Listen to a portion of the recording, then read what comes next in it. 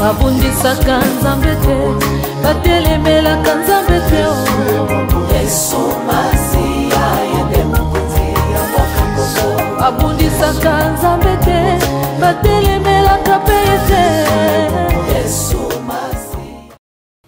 Heureux de vous savoir nombreux devant vos postes récepteurs. De partout vous nous captez, mesdames, mesdemoiselles et messieurs, très chers internautes. Nous vous saluons et vous souhaitons la bienvenue dans ce nouveau numéro de votre émission La vie en Christ. Une émission qui est conçue essentiellement pour permettre au peuple de Dieu de se sanctifier. Parce que sans la sanctification, il est pratiquement impossible de voir Dieu tel que nous enseignent les Saintes Écritures. Pour aujourd'hui, nous allons parler de l'enlèvement. C'est quoi l'enlèvement? Est-ce que cela sera bel et bien effectif ou ce ne sont que des mythes? Voilà au moins la grande question autour desquelles gravitera notre réflexion autour de cet entretien. Alors, je ne serai pas seul. Le prophète Jean-Smith Massinda est l'invité de ce numéro. Je lui dis bonjour et bienvenue, prophète. Bonjour, je suis très content d'être de nouveau parmi nous dans cette grande émission qui parle de la parole de Dieu et qui met en premier plan les valeurs chrétiennes. Je suis très heureux et je suis toujours très content d'être parmi nous. Encore une fois aujourd'hui, merci. Merci beaucoup, prophète. C'est moi d'ailleurs qui vous remercie pour votre disponibilité parce qu'à chaque fois nous vous appelons, vous abandonnez toutes vos occupations pour répondre favorablement à notre invitation. Alors j'aimerais avant tout nous puissions commencer par une brève prière qui nous permettra d'entrer en profondeur de cette thématique. Prions. D'Abraham, d'Isaac et de Jacob, nous te rendons grâce pour l'occasion, pour la vie et le mouvement que tu nous accordes par ta grâce. Merci mon Dieu pour toi qui les mettre le temps et les circonstances d'avoir depuis l'éternité arrangé ce moment pour qu'on puisse parler de toi par le média. Nous remettons ces instants entre tes mains du début jusqu'à la fin, que ton esprit soit au rendez-vous et que tout ce qui se dira et se fera en ces lieux soit pour la gloire de Jésus. Nous foutons dehors tout esprit qui ne confesse pas le nom de Jésus et nous plantons ta croix et nous te laissons libre cours, Esprit de Dieu, au nom de Jésus. Amen. Amen. Entrons directement dans le vif du sujet, nous parlons de l'enlèvement. Est-ce que ce sont des mythes, ce sont des mensonges ou soit c'est vraiment une réalité qui sera bel et bien effective? Votre approche, votre compréhension. Gloire à Dieu, merci pour la question d'abord. L'enlèvement est un sujet, j'aimerais préciser en amont, un sujet biblique. Un sujet dont la Bible a confirmé et est en train de parler. Ce n'est pas un sujet qu'on a inventé, ce n'est pas un sujet, ce ne sont pas de prédications qu'on a montées de toutes pièces juste pour effrayer les gens, pour refroidir ou faire peur aux gens. Non, mais dans la parole de Dieu, l'enlèvement a été cité, l'enlèvement a été nommé. Parce que depuis Apocalypse, la Bible parle de l'enlèvement et dans les Saintes Écritures, il y a des versets, il y a d'ailleurs plusieurs versets qui font mention de l'enlèvement, qui parlent du temps où le Seigneur Jésus reviendra pour prendre son Église que nous sommes.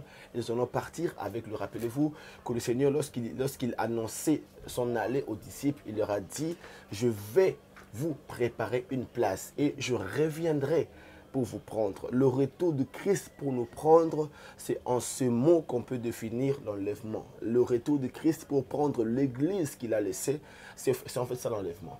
Donc c'est un terme biblique, c'est une histoire biblique, ce sont des choses vraies et réelles qui vont se faire. Donc vous qui nous suivez, qui ne croyez pas à l'enlèvement, aujourd'hui j'aimerais vous rappeler, vous dire que l'enlèvement est bel et bien existant. C'est une chose qui existe et cela va se faire.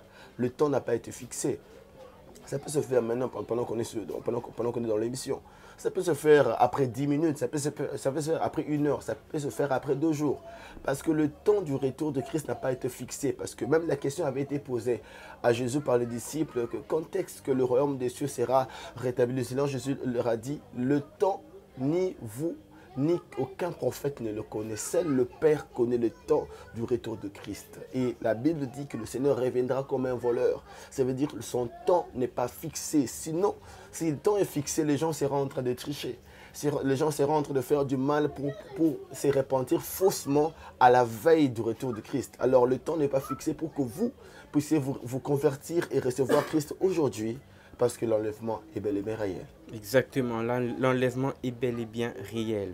Est-ce que, prophète, comment est-ce que cela va se faire? On va voir les gens en train de monter ou soit il y aura tout simplement quelque chose, un peu de spectacle. Tout le monde va monter. On ne sait pas si c'est Jésus lui-même qui descendra. Apparemment, c'est un peu difficile à expliquer pour que les gens comprennent. C'est difficile pour que les gens comprennent, mais les gens qui ne comprendront pas ça, sont des gens qui ne sont pas amis et qui ne sont pas familles à la parole de Dieu. Parce que dans les Écritures, il est clairement établi, il est clairement écrit la manière dont le Seigneur Jésus va revenir. La Bible dit au son de la trompette. Lorsque la trompette va retentir, les morts en Christ vont être ressuscités et vont être enlevés en premier. Et nous qui allons voir Jésus descendre, nous qui ne serons pas encore morts, nous serons transformés. Notre corps sera transformé à la nature du corps que le ciel accepte pour pouvoir être soulevé et être attiré par le Seigneur. Exactement comme l'aimant qui ne tire que les choses de sa nature, tel sera l'enlèvement du Seigneur. Le Seigneur sera là dans les airs et ceux qui portent sa nature, ceux qui portent sa vie et ceux qui ont vécu dans la crainte de Dieu seront attirés comme les aimants, seront plutôt attirés comme des bouts de fer qui sont attirés par l'aimant. Nous serons attirés vers le Seigneur et moi et nous. Et moi, allons dire, et moi et nous tous allons aller avec le Seigneur dans l'endroit que le Seigneur nous a réservé, dans la félicité, dans le royaume des cieux. Et nous allons demeurer là pendant que ceux qui n'ont pas reçu le Seigneur Jésus resteront sur la terre pour entrer dans une saison de tribulation. Parce que si nous ne sommes pas jusque-là, entrer dans la saison de tribulation, c'est parce que l'Église est encore dans le monde. En fait, l'Église qui protège la terre. C'est l'Église qui protège le monde. C'est pourquoi la Bible dit que nous sommes la lumière du monde et le sel de la terre. Le jour où l'Église sera enlevée de la terre, le goût de la terre partira. Le jour où l'Église sera enlevée de la terre, la lumière de la terre partira. Et le ténèbre rognera. Parce que dans la Bible, le ténèbre est symbolisé à Satan. Le ténèbre est symbolisé aux œuvres maléfiques. Le ténèbre est symbolisé aux œuvres sataniques. Et lorsque la lumière quittera le monde, parce que déjà la lumière et les ténèbres ne cohabitent pas. Dès que la lumière part directement, les ténèbres s'installent sans poser de questions. Alors dès le départ de l'Église que nous allons partir avec le Seigneur, c'est après le chaos qui viendra. Satan viendra et descendra et va se manifester pour maintenant torturer, pour maintenant passer un long moment de tribulation. Là viendra un moment capital que beaucoup de gens sont effrayés par ça, mais c'est la vérité. C'est important que nous puissions le dire et redire pour ne pas que vous soyez surpris et que vous ne disiez pas, que vous ne l'aviez pas entendu. Aujourd'hui, la vie éternelle, aujourd'hui, aller au ciel, aller au paradis, vivre avec Dieu ne se fait que par le fait de recevoir Jésus, Christ comme votre Seigneur et Sauveur. Si vous le recevez aujourd'hui comme votre Seigneur et votre Sauveur, vous avez le billet, vous avez le ticket pour entrer dans le royaume des cieux.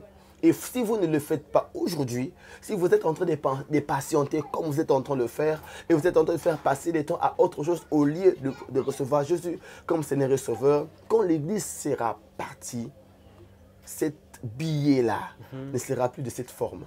Les gens vont commencer à recevoir Christ par la souffrance et par la torture de Satan. Si vous acceptez Jésus, vous serez torturé avant de mourir. Mais alors aujourd'hui, personne ne vous torture. On vous demande simplement de recevoir Jésus comme votre Seigneur et votre Sauveur. De partout où vous êtes, recevez le Christ, recevez le Seigneur et vous serez sauvés, vous serez épargnés, vous serez enlevés avec nous lorsque le Christ reviendra nous prendre. À vous entendre parler, quelque part, vous aviez dit que le Fils de l'homme sera suspendu dans les airs. Oui. Supposons que Jésus vient de cette manière-là, Jésus revient de cette manière-là, il est suspendu dans les airs, par exemple, il est dans l'espace congolais. Ceux qui sont en dehors du pays ne les verront pas. Ceux qui sont aux États-Unis d'Amérique, ceux qui sont en France, ceux qui sont à Brazzaville, ceux qui sont en Angola, par-ci, par-là, ne les verront pas. C'est une question importante et j'aimerais préciser ça avec beaucoup de patience. L'événement de Christ sera universel. Ce n'est pas territorial, ce n'est pas local. Ce n'est pas donné à un pays ou même pas à Israël seulement, non. Et nous, et les Israélites et tout le continent, tout le monde sur la terre, tous le verront. Tous verront cette scène arriver.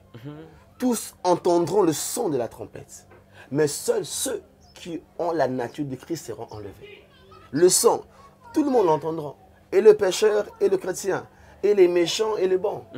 Mais l'enlèvement, le départ, la séparation de nous, de la terre vers le ciel, seulement ce que la nature de Jésus. Je n'aimerais pas dire la nature, j'aimerais dire plutôt seulement ceux qui ont reçu Jésus comme leur Seigneur et leur Sauveur qui vont partir. Mais l'événement sera universel. Ça se fera au même moment sur toute l'étendue de la terre.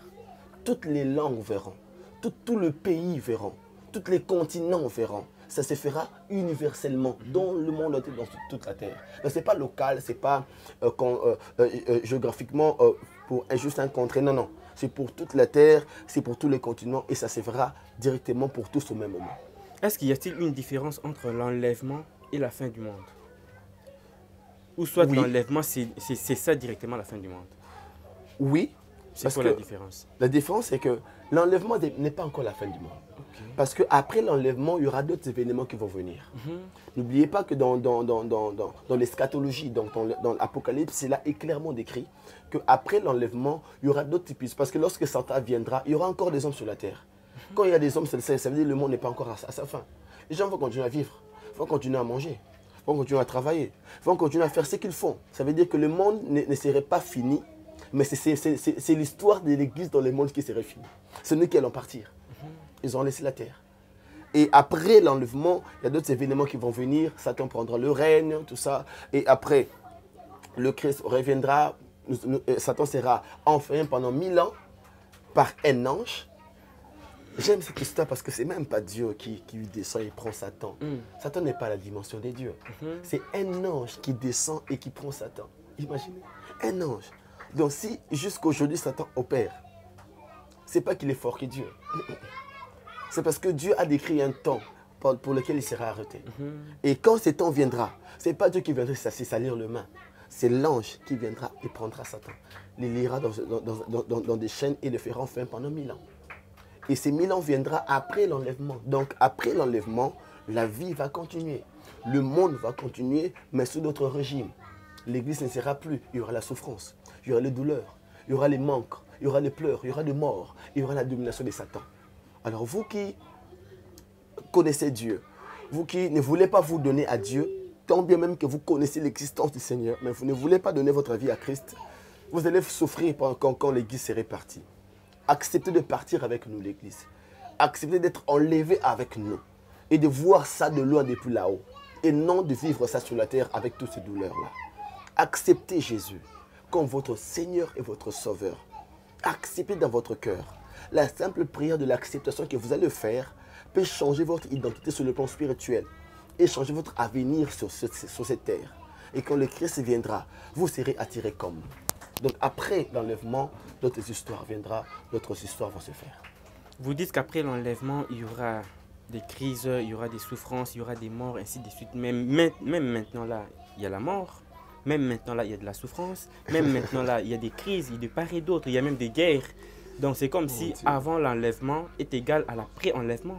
C'est comme si ce n'est qu'un jeu de mots. Apparemment, c'est la même chose en réalité. Non, parce que, mon frère, nous ne souffrons pas encore.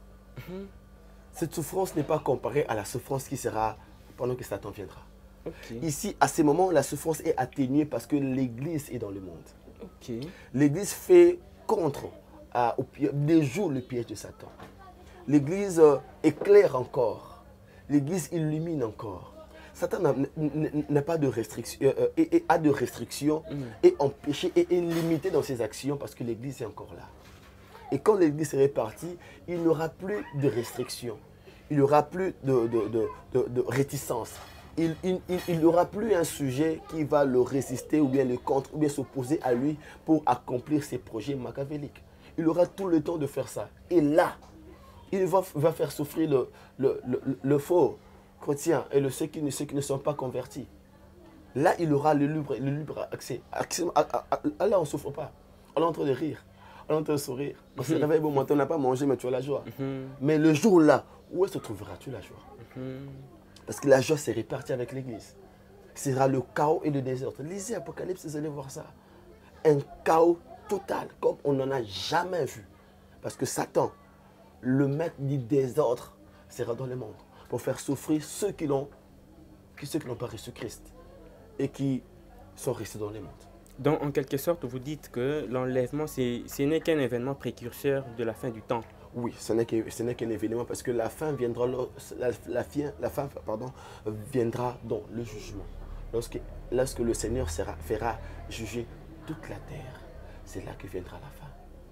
Quand le Seigneur vous jugera selon votre acte, selon votre manière de vivre, selon votre hypocrisie, selon vos péchés, selon vos mal. Quand le Seigneur mettra devant vous toute votre vie, va étaler tous vos mal, même ceux faits en cachette, même ceux faits en public. Quand cela viendra, c'est là que viendra la fin. Et tous ceux qui ne vont pas passer cette épreuve, tous ceux qui ne vont pas recevoir Christ, ceux qui n'ont pas reçu Christ, vont aller dans les temps de feu parce que l'enfer existe. Est-ce que les jugements derniers existera aussi?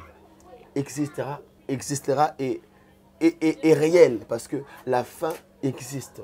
Il y a l'enfer, il y a le paradis. Il y aura deux fins pour le monde. Ceux qui ont reçu Christ vont vivre dans la joie du Seigneur, dans le paradis. Et ceux qui n'ont pas reçu Christ vivront dans le temps de feu qu'on appelle l'enfer, que la Bible appelle l'enfer. Parce que la Bible précise que l'enfer existe et le paradis existe. Votre vie, votre manière de marcher déterminera là où vous irez. Recevoir Christ ou ne pas le recevoir déterminera là où vous irez à la fin du temps. Soit vous irez au paradis, dans la joie du Seigneur et avec des couronnes, de la joie de ce que vous avez fait dans le monde avec le Seigneur, de comment vous aviez prêché, de comment vous aviez marché, de comment vous aviez craint Dieu dans le monde. Vous serez là dans la joie. Et si vous ne vivez pas dans la crainte, dans l'obéissance de Dieu, vous allez vous retrouver dans l'enfer, là où il y a le chaos, là où il y a la souffrance, là où il y a la désolation. Croyez-vous qu'il y a un paradis à hériter et puis un enfer à éviter? Effectivement, c'est ce que je viens de dire tout à l'heure là. Il y a un paradis un paradis à hériter, à embrasser. Il y a un enfer à éviter. Et les deux choses peuvent se décider maintenant. Où se trouve le paradis, où se trouve l'enfer? Ce sont deux mondes Ou soit ce ne sont que des imaginations. Non, ce ne sont pas des imaginations, mais ce sont deux choses, deux mondes que notre esprit, notre âme, c'est comme deux parcelles qui seront nos prochaines habitations dans l'éternité. Mais la décision de cette habitation se décide maintenant. L'enfer existe, c'est un monde en esprit où l'âme partira. Le paradis, c'est un monde en esprit où l'âme partira. Les deux choses sont des mondes qui sont invisibles, mais qui seront réels lorsque le Christ reviendra. Et nous allons partir pour vivre et palper cela. Donc ce sont des mondes réels qui sont quelque part, que nous allons... il y a même des chercheurs qui ont dit que le paradis a été créé là où Éden a été. Tout ça, ce sont des recherches. On ne peut pas trop affirmer ça, vu qu'il n'y a pas trop de preuves et tout. Mais c'est juste, je pense qu'ils ont donné cet exemple pour montrer, pour un peu se référer à la joie qui était dans Éden et amener ça là où nous serons dans le paradis. Parce que tout ce que Dieu fait a toujours été bon. Alors, il y a un paradis qui existe quelque part parce que c'est l'endroit que Christ a dit qu'il est allé nous préparer. Il y a aussi le paradis et l'enfer qui est aussi préparé pour ceux qui n'ont pas reçu et pour vous, peut-être qui jusque-là n'ont pas encore accepté Jésus-Christ comme votre Seigneur et votre Sauveur. Si vous me suivez, la Bible dit, si vous écoutez la voix du Seigneur, non durcissez pas votre cœur. Apocalypse 3:20 dit, voici je me tiens à la porte et je frappe. Si quelqu'un attend ma voix et ouvre la porte, j'entrerai chez lui, je soupirai avec lui et lui avec moi. Acceptez de recevoir Jésus comme votre Sauveur et Seigneur personnel et votre vie va prendre une autre direction. Et votre finalité sera dans le ciel avec le Seigneur et non dans l'enfer avec le diable et ses acolytes. Voilà, il est grand temps pour vous, il est grand temps pour nous, il est grand temps pour moi, il est grand temps pour toi qui nous suivez de recevoir Seigneur Jésus-Christ comme votre Seigneur et Sauveur. Parce que si cela n'est pas le cas, voulais-je dire, votre âme sera jetée en enfer. Mais comment on peut jeter une âme en enfer alors que l'âme est insensible? Même s'il y a le feu là-bas, vous ne serez pas sensible. Donc vous n'allez pas souffrir parce que l'âme est insensible. Ce qui est sensible, c'est ce qui est charnel. Qui font mal et en sa nature. L'âme aura mal aux choses qui fera mal de sa nature. Ok. Parce que le Seigneur qui a créé le corps sait ce qui fait mal au corps. Le Seigneur qui a créé l'âme sait ce qui fait mal à l'âme. Et là-bas, ce ne serait pas des choses qui font mal au corps qui fera mal à l'âme, non. Là, ce serait des choses qui ont été préparées pour faire mal à l'âme. Je vais vous expliquer. Allez-y. Pourquoi lorsqu'on prie, on appelle le feu à descendre, le feu qui n'est pas concret, mais nous voyons une personne être brûlée. Comment ça se fait? On n'a pas vu le feu tangiblement, mais l'intérieur de la personne est en train de souffrir, en train de brûler. Parce que le genre de feu qu'on a appelé est le genre de feu qui peut brûler le genre d'âme qui est là. Ok. Donc ce jour-là, ce ne sera pas un feu comme on allume l'allumette et tout. Ça, c'est la douleur qu'on a là. C'est une douleur qui fait tellement mal, mais c'est rien comparé à la douleur qui sera ce jour-là. Imaginez-vous, vous vous êtes fait brûler. Même pas brûler, mais juste, vous avez un peu passé les feux à la main. La peau fait mal. Vous n'êtes pas brûlé. L'épiderme, la peau intérieure n'est pas encore touchée. Okay. Mais juste la peau extérieure, mais vous sentez la douleur même si le doigt, même si c'est l'ongle qui a été brûlé, mais vous sentez le mal dans tout le corps. Parce que c'est quelque chose qui dérange. Mais là, c'est rien comparé à ce qui sera à ce jour-là. Parce que l'âme sera dans un temps de feu qui sera insupportable, qui fera tellement mal. Je n'aimerais pas que vous vous retrouviez là. Ma soeur, mon frère, je n'aimerais pas que vous arriviez là. C'est le temps pour vous de recevoir Jésus et d'éviter cela. Cela peut être évité. Cela peut être évité. Vous pouvez en être épargné si seulement, de là où vous m'écoutez, au Congo, à Kinshasa ou ailleurs, si vous recevez le Seigneur Jésus comme votre Seigneur et votre Sauveur, vous pouvez être épargné de cela. Ceux qui seront enlevés seront nécessairement sauvés. Ceux qui seront enlevés, bon, nous qui serons enlevés, oui. Parce que je suis convaincu que moi, personnellement, je serai enlevé. Amen. Nous qui serons enlevés, est-ce que cela est synonyme d'entrer directement au paradis? C'est tamisé. Quand on fait cette expérience, on est enlevé. Nous qui sommes pris, c'est nous qui sommes sauvés. Okay. C'est nous qui nous étions protégés. C'est nous qui nous étions, qui avions fui le mal, qui avions marché selon les instructions du Seigneur et selon la volonté de Dieu. Que nous étions gardés purs malgré l'impureté du monde. Qui avaient gardé nos robes propres malgré la souillure du monde. Nous serons enlevés avec le Seigneur.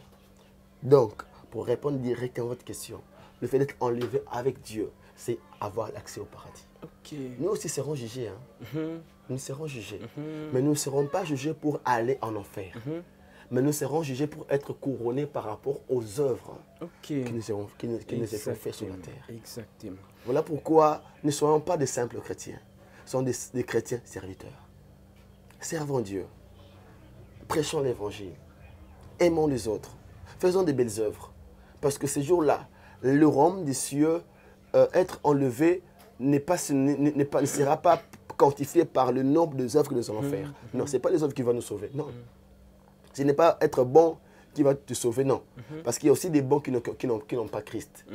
Je dirais autrement, il y a des bienfaiteurs, des gens qui font le bien, mais n'ont pas le Seigneur. Exactement. Il y a beaucoup de gens qui sont occultistes, qui sont dans la magie et tout, mais qui prennent leur bien, qui donnent dans des œuvres caritatives, qui donnent dans des orphelinats. Ils font des biens, non? Mais ce n'est pas ça qui va leur sauver. Voilà pourquoi je m'adresse aussi à vous qui avez de l'argent, qui soutenez des orphelinats, qui sponsorisez de sportifs, qui aidez des malades, qui donnez des médicaments aux gens. J'aimerais vous dire que ce que vous faites est bon, mais ça ne va pas vous donner le royaume des cieux. La seule moyen, la seule chose qui fera que vous puissiez hériter le royaume des cieux, ce n'est pas vos œuvres, détrompez-vous, mais c'est le fait de recevoir Jésus comme votre Seigneur et Sauveur. Donc, à part tout cela, recevez Christ comme votre Seigneur, comme votre Sauveur. Et vos biens seront récompensés au ciel, car cela se fera maintenant dans le Seigneur Jésus. Je vois mon réalisateur me faire signe que nous devons chuter déjà parce que le média, la télévision, c'est l'heure. Mais permettez-moi de vous poser peut-être la dernière question. Est-ce que le fait d'accomplir la volonté de Dieu peut vous donner accès au royaume des cieux? Oui, parce que déjà la volonté de Dieu est de marcher dans la crainte de Dieu. Vous savez aussi que même le diable accomplit la volonté de Dieu. Rappelez-vous de l'histoire de Job. Oui. Le diable fait aussi la volonté de Dieu. Donc lui aussi héritera le royaume des cieux. Mais lui, son sort a déjà été scellé avant nous. Très bien, votre mot de la fin. Votre mot de la fin et puis votre Ok. numéro de téléphone ainsi que l'adresse de l'église. Mon mot de la fin serait juste d'appeler quelqu'un à recevoir Jésus. Je pense que ce serait la bonne chose à faire et ce serait une bonne manière d'employer mon temps. Alors j'aimerais sans plus tarder vous inviter là où vous êtes, si vous êtes convaincu de donner votre vie à Jésus aujourd'hui et maintenant. Fermez les yeux avec moi et répétez avec moi cette prière. Dites Seigneur Jésus, je viens devant vous car j'ai entendu ta parole. Je me suis méconduit, je me suis mal conduit, j'ai commis les péchés et j'ai vécu dans le mal. Mais aujourd'hui et maintenant j'ai entendu ta voix. Je t'accepte maintenant comme mon Seigneur et mon Sauveur personnel. Je te reçois dans ma vie et je te donne le contrôle de ma vie. De maintenant, viens, entre en moi, domine dans ma vie et prends-moi comme ton fils. Oriente-moi et conduis-moi. Je t'accepte aujourd'hui comme mon Seigneur et mon Sauveur personnel. Conduis-moi dans la voie de l'éternité. Amène-moi au paradis lorsque tu reviendras. Et enseigne-moi tes voies. Au nom de Jésus. Je prie maintenant pour toi, Seigneur. Je prie pour ma soeur et mon frère qui a fait cette prière avec moi de loin. Je prie, Saint-Esprit, que tu les aides et que tu l'aides à marcher dans ta crainte, à t'obéir et à vivre dans la pureté. Comme il t'a reçu, Saint-Esprit, continue l'œuvre d'entrer dans sa vie, de le baptiser même du Saint-Esprit et de marcher désormais avec lui, de le garder dans la pureté, de lui montrer la voie et d'enseigner le précepte et les lois du Seigneur. Saint-Esprit, je confie ma soeur, mon frère qui vient de recevoir Christ entre tes mains. Continue l'œuvre en le visitant et en les amenant dans l'éternité. Au nom de Jésus-Christ. Amen. Amen. Votre numéro de téléphone puis l'adresse de l'église. 89 61 34 à 561. Je répète, code postal étoile 243 89 61 34 561. L'église se situe sur Avenue Boussengé numéro 26 dans la commune de Kalam, quartier Kimbango. Vous serez le bienvenu si vous venez de trouver l'église, même mission évangélique au monde. C'est là où je vis et c'est là où je prie. Que le Seigneur vous bénisse. Merci beaucoup, prophète Jean-Smith Le Massime. plaisir était pour moi en tout cas. C'en est fini pour aujourd'hui, mesdames et messieurs. Merci à vous de nous avoir suivis. Abonnez-vous massivement. Portez-vous bien. Au plaisir. Ciao.